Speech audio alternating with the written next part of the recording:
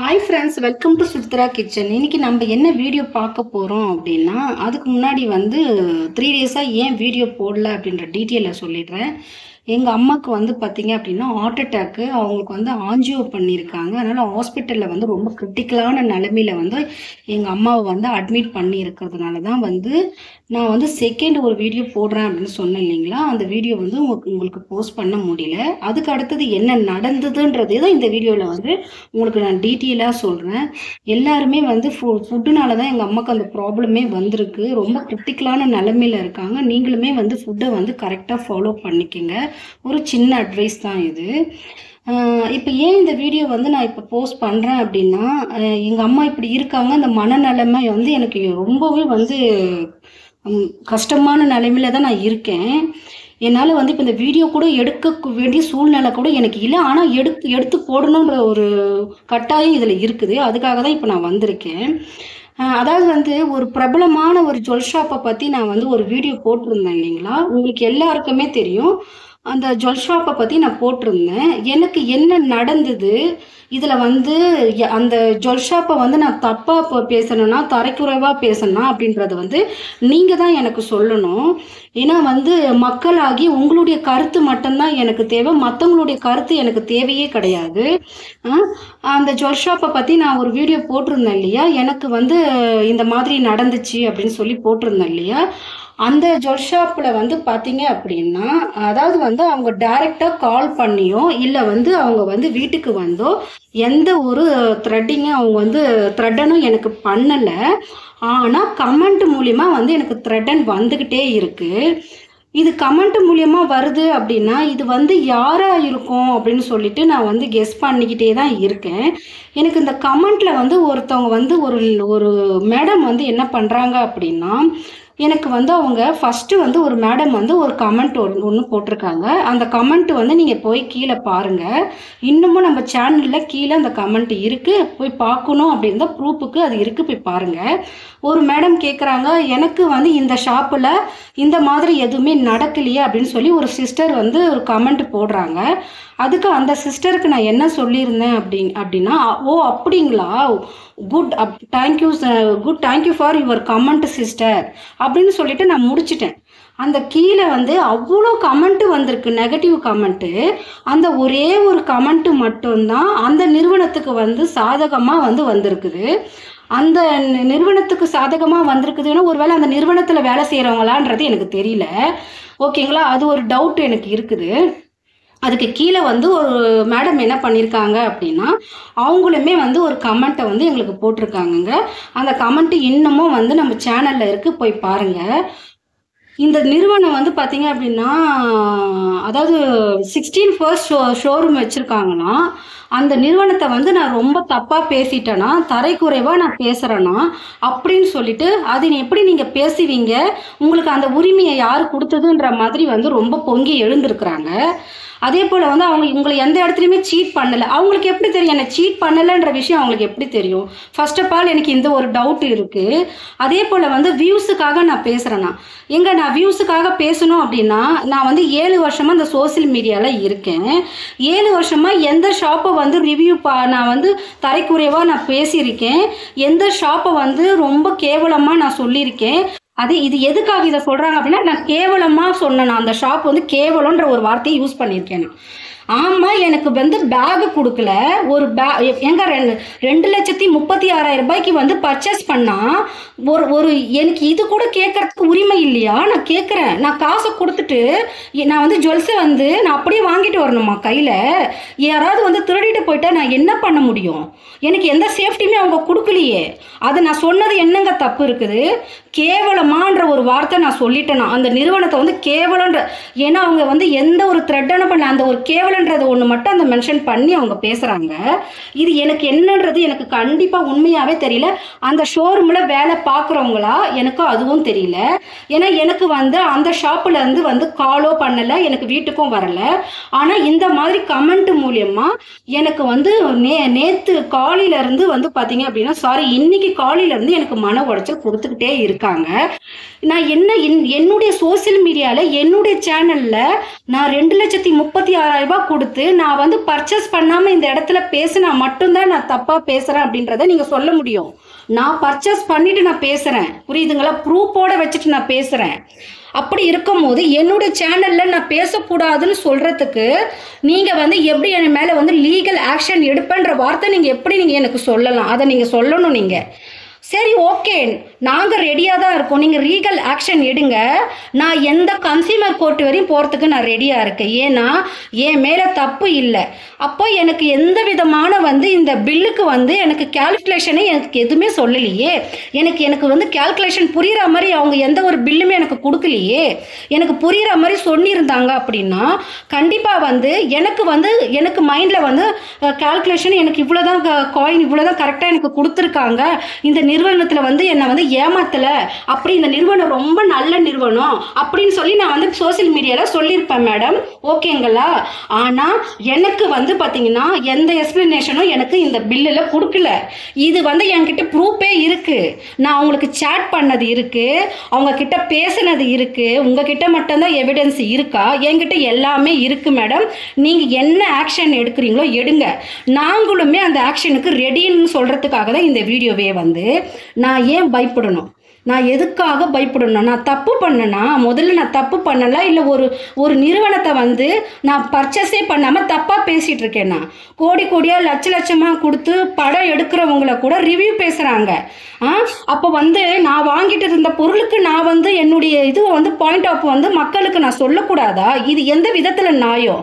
இதே மாதிரி யூடியூப்பில் எத்தனையோ சிஸ்டர்ஸ் வீடியோ போட்டிருக்காங்க, அவங்களையுமே இந்த மாதிரி தான் த்ரெட் ஆன் பண்ணியிருப்பீங்க போலக்குது. அவங்க வீடியோஸ் எல்லாம் இருக்குல்ல. இப்போ எங்கள் வீடியோஸை மட்டும் இந்த வீடியோ என்ன சொல்ல நினைக்கிறாங்க அவங்கன்னா, என்னுடைய வீடியோ வந்து நான் டெலீட் பண்ணணுன்ற மாதிரி வந்து அவங்களுடைய த்ரெட் ஆன் இருக்குங்க. அந்த கமெண்ட்டை போய் நீங்கள் வந்து ரைட் பண்ணீங்க அப்படின்னா உங்களுக்கு தெரியும். ரைட் பண்ணி பாருங்க. அந்த மாதிரி தான் அவங்க வந்து பேசியிருக்காங்க. அது மட்டும் இல்லாமல் இப்போ வந்து அவங்க வந்து மறுபடியும் வந்து ஒரு 8:30க்கு வந்து அவங்க வந்து ஒரு கமெண்ட் வந்து போட்டிருக்காங்க, உங்கள் மேலே வந்து ஃபேஸ் பண்ண ரெடியாக இருங்க, உங்கள் மேலே லீகல் ஆக்ஷன் எடுக்கப்படும், ஃபேஸ் பண்ண ரெடியாக இருங்க அப்படின்னு. அப்போ இந்த மேடம் யார்? அப்போ அந்த ஷோரூமுக்கு தெரிஞ்சவங்களா, இல்லை அந்த ஷோரூமில் ஒர்க் பண்ணுறவங்களா, அந்த ஷோரூமில் இருக்கிற மேனேஜரா, யாருன்னு எனக்கு தெரிஞ்சாகணும். நீங்கள் என்கிட்ட பேசுறதுக்கு வேண்டியது என்ன இருக்குது? நான் எங்கே பர்ச்சேஸ் பண்ணணும், அப்போ நீங்கள் யாருன்றதை சொல்லிட்டு பர்ச்சேஸ் பண்ணுங்க. எங்கள் ப்ரூஃப் அதில் இருக்குது. அவ்வளோ சிஸ்டர்ஸ் வாங்கியிருந்தாங்க, அவ்வளோ சிஸ்டர்ஸ் கமெண்ட் போட்டிருக்காங்க. அப்போ அவங்க போட்டிருக்கிற ப்ரூஃப் எல்லாமே பொய்யா? அப்போ அவங்களுடைய வழி எல்லாம் இந்த இடத்துல வந்து பொய்யா போகுமா? உண்மை கிடையாது. அப்போ அவங்க அவங்களாம் வந்து இப்போ பப்ளிக் போட்டிருக்காங்களா, அவங்களாம் கண்டென்ட்டுக்காக போட்டிருக்காங்களா, இல்லை வியூஸுக்காக போட்டிருக்காங்களா? அப்போ எப்படி ஒரு வீடியோ ஒருத்தவங்க போடும்போது கீழே அவ்வளோ கமெண்ட் போட்டிருக்காங்களா, அவ்வளோ ஜெனுவனாக போட்டிருக்காங்களா, அது எல்லாமே பொய்யா? எனக்கு இதுக்கு பதில் சொல்லுங்க. இந்த வீடியோஸ் வந்து பார்த்தீங்கன்னா எத்தனையோ வந்து ஆடியன்ஸில் வந்து லாயர் பார்ப்பீங்க, நான் பேசுனதுல ஏதாவது ஒண்ணு தப்பு இருக்குங்களா? என்னுடைய பணம் வந்து அதுல போயிருக்கு, என்னுடைய பணத்துக்கு வேண்டியதை தான் இந்த இடத்துல பேசியிருக்கேன். இன்னும் என்னுடைய பில்ல கூட நான் எதுவுமே எக்ஸ்பிளைன் பண்ணல. அதுக்குள்ளயுமே வந்து என்னை இந்த மாதிரி த்ரெட்டன் பண்ணா நான் என்ன பண்ண முடியும்?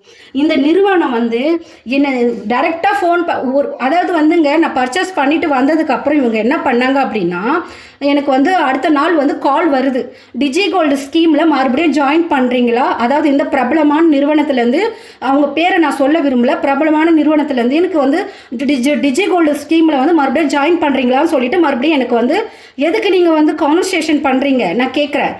உங்களுடைய அப்போ நான் சொல்கிறேன் அந்த மேடம் கிட்ட, மேடம் இந்த மாதிரி என்னை பண்ணிட்டாங்க, இந்த லொக்கேஷனில் இருக்கிற ஷாப்பில் நான் பர்ச்சேஸ் பண்ணேன், எனக்கு இவ்வளோ நடந்திருக்குன்னு.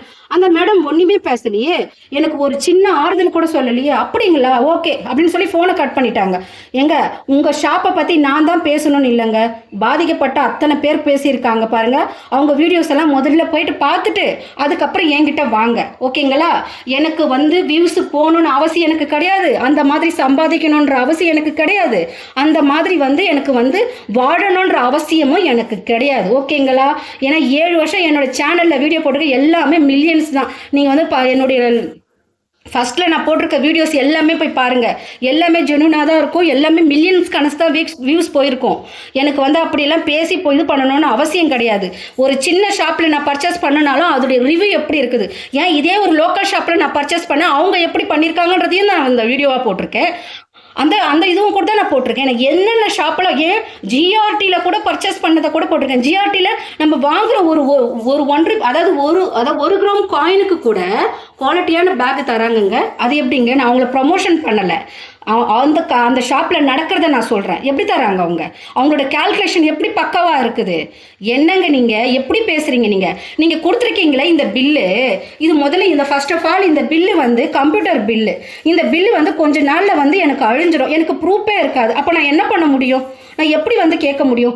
இந்த பில்லுன்னு ஒன்று கொடுத்துருக்கீங்கல்ல, வெள்ளை பேப்பர் மாதிரி, இந்த பில்லில் வந்து உங்களுடைய இது வந்து வேஸ்டேஜ் இதிலெல்லாம் வந்து எல்லாமே மென்ஷன் பண்ணியிருக்கீங்களா, இல்லை டீட்டெயிலாக போட்டிருக்கீங்களா, இதில் எப்படி இருக்குதுன்றத வந்து உங்களுடைய இதெல்லாமே இருக்குதா? இந்த பில்லை பார்த்தா ஒன்றுமே புரியாது மக்களே. நீங்கள் வந்து அந்த ஷாப்பில் போய் பர்ச்சேஸ் பண்ணிவிட்டு கூட, நான் சொல்கிறது பொய்யா இருந்ததுன்னா கூட பர்ச்சேஸ் பண்ணிவிட்டு கூட நீங்கள் வந்து அந்த பில்லை வாங்கி பாருங்கள். உங்களுக்கு ஏதாவது புரிஞ்சு இருந்துச்சு அப்படின்னா இந்த நிறுவனம் சொல்கிறத நான் ஏற்றுக்கிறேங்க. அதாவது நான் என்ன சொல்கிறேன்னா, 1000 கணக்காக தான் நம்ம வந்து ஏமாந்துட்டோன்றது கிடையாதுங்க. 10 மில்லி நான் ஏமாந்தாலும் ஏமாந்தன்றதை தான் நான் சோசியல் மீடியாவில் நான் சொல்லுவேன். கண்டிப்பாக நான் சொல்லுவேன். ஏன்னா என்னுடைய வழி, நான் சம்பாதிச்சேன், நான் கஷ்டப்பட்டு சம்பாதிச்ச காசு வீணாக போச்சு அப்படின்னா நான் பேசுவேன். இந்த மேடமுக்கு எப்படி தெரியும்? அவங்க எங்கேயுமே வந்து அவங்க வந்து எதுவுமே அதான் எங்களுக்கு எந்த ஒரு ஏமாத்தும் வேலையும் அவங்க பண்ணலையாம். அது எப்படி இவங்களுக்கு தெரியும்? பர்டிகுலராக இவங்களுக்கு எப்படி தெரியும்னு எனக்கு ஒன்றும் புரியல. என் பில்லை அவங்க பார்த்தாங்களா, இல்லை அந்த ஃபஸ்ட்டு போட்ட வீடியோவில் வந்து அதில் பில்லு காமிச்சிருக்கேன்னா என்ன பண்ணிருக்கேன்? இவங்க எப்படி அந்த வார்த்தையை யூஸ் பண்ணலாம்? இந்த மேடம் முதல்ல யாருன்றதே எனக்கு தெரியல. இந்த மேடம் என்னை வந்து அவ்வளோ த்ரெட்டன் பண்ணிட்டே இருக்காங்க. இந்த மேடமுக்கு நாங்கள் ரிப்போர்ட் பண்ணியிருக்கோம். எனக்கு வந்து கண்டிப்பாக வந்து நீங்கள் பார்க்குற மக்கள் நீங்கள் தான் நியாயத்தை சொல்லணும். ஏன் நியாயத்தை பேசக்கூடாதா? இந்தியாவில் என்னதான் சுதந்திரம் கிடைச்சாலும் நம்ம பேசுறதுக்கு வேண்டிய சுதந்திரம் இன்னுமே கிடைக்கலங்க. நம்ம ஒரு விஷயத்த பேசுகிறோம் அப்படின்னா ஏன் நமக்கு சுதந்திரத்தை கொடுக்க மாட்டாங்க? ஏன் என் பணத்தை நான் ஏமாந்தனா கூட சொல்லக்கூடாதா? அப்போ எனக்கு எக்ஸ்பிளைன் பண்ணுங்க.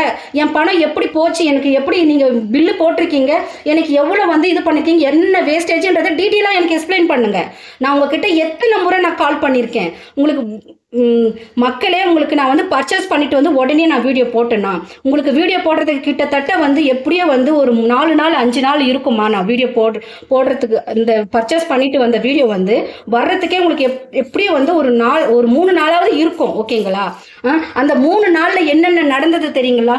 அந்த நிறுவனத்துக்கு நான் எத்தனை முறை கால் பண்ணியிருக்கேன், எத்தனை முறை எனக்கு கால்குலேஷனை சொல்லுங்க, எனக்கு புரியல, என்னுடைய காசு எப்படி இது மாதிரி ஆயிருக்கும், எனக்கு டீட்டெயிலாக சொல்லுங்கன்றதை பற்றி நான் கேட்டிருக்கேன். ஏன் அவங்க எக்ஸ்பிளைன் பண்ணலை?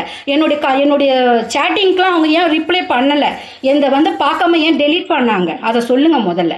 மக்களே, தயவு செய்து சொல்கிறேன், நியாயம் இருக்கிற பக்கத்தில் நீங்கள் வந்து கண்டிப்பாக மக்களாகி நீங்கள் இருக்கணும். நான் பேசுறதுல ஏதாவது ஒன்று தப்பாக இருக்கா? அந்த ஒரு கேவலன்ற ஒரு வார்த்தை அந்த பேகுக்காக சொன்னதை இந்த மேடம் வந்து ஒரு பெரிய லெவலில் வந்து ஹை லெவலில் வந்து அதை வந்து த்ரெட்டன் பண்ணிட்டு இருக்காங்க. இந்த நிறுவனம் வந்து 60+ இருந்துச்சு அப்படின்னா நம்ம வந்து பேசவே கூடாதான். 60+ இருக்குது தான். ஒரு இடத்துல ஒவ்வொருத்தருக்கு வந்து அபியூஸ் நடந்துக்கிட்டு தானே இருக்கு. எல்லாத்துக்கும் ஏமாத்து வேலை நடந்துக்கிட்டு தானே இருக்கு. அப்போ எல்லா இடத்துலையுமே ஒருத்தர் கமெண்ட் போட்டுட்டு தானே இருக்காங்க. அப்போ அவங்க போடுற கமெண்ட் எல்லாம் பொய்யாகுமா? ட்ரூவாக தானே போடுறாங்க மக்கள். அப்போ அது எப்படி நீங்கள் சொல்லுவீங்க? நீங்கள் மக்களே, இதுதான் மக்களே நடந்தது. அதனாலதான் வீடியோ வர லேட் ஆச்சு. நான் வந்து உங்களுக்கு டீட்டெயிலாக வந்து சொல்லிட்டேன். எனக்கு இந்த மாதிரி வந்து பண்ணிக்கிட்டே இருக்காங்க. மன உடைச்சல் பண்ணாங்க அப்படின்னா கண்டிப்பாக இந்த நிறுவனத்து மேலே, இந்த ஜுவல் ஷாப்பு மேலே கண்டிப்பாக என்ன பண்ணாங்க, எனக்கு இன்னமும் மன உடைச்சல் பண்ணாங்க, இந்த சோசியல் மீடியாவில் ஏதாவது என்ன பண்ணிட்டே இருந்தாங்க அப்படின்னா நான் எங்கே போய் இவங்களை நான் பார்ப்போன்னா நான் பார்த்துக்கிறேங்க. அவங்க தான் சொன்னாங்கல்ல, நீங்கள் வந்து ஃபேஸ் பண்ண ரெடியாக இருங்க. நான் ஃபேஸ் பண்ண ரெடியாக இருக்கிறேன். இப்பயுமே நான் சொல்கிறேன், நான் ஃபேஸ் பண்ண ரெடியாக இருக்கிறேன். நீங்கள் என்ன ஆக்ஷன் எடுங்க, வாங்க கன்சியூமர் கோர்ட்டுக்கு கூட போகலாமாங்க, ஆக்ஷன் எடுங்க. ஓகேங்களா? மக்களை நீங்களாகிய நீங்கள் தான் உங்களுடைய கமெண்ட் ஃபீட்பேக்கை எனக்கு கொடுக்கணும். இந்த வீடியோ பிடிச்சினா லைக் பண்ணுங்கள், ஷேர் பண்ணுங்கள். உங்களுடைய ஃபீட்பேக் என்னவோ என்னுடைய கமெண்ட் செக்ஷனில் வந்து சொல்லுங்கள். தேங்க்யூ.